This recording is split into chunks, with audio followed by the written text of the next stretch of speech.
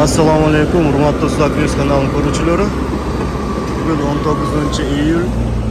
Bu жақта ошо Suzak Purgovoy'un asfaltоо иштери болуп атат, Ош-Бишкек жолу. Достор, биздин каналга катталыңыз, эң акыркы жаңылыктар менен кабардар болуп туруңуз. Буюрса тез кабар чыгарып турабыз. Мына асфальттын бүтүшүнө деле аз калып тур, бир жагы. Буюрса жакшы. Өтө калын куюлуп тур.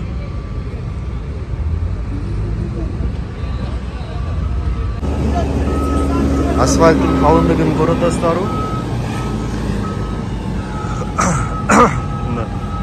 Baklaşkadan bile bilsengizler olur. 2 litre Pepsi baklaşkası.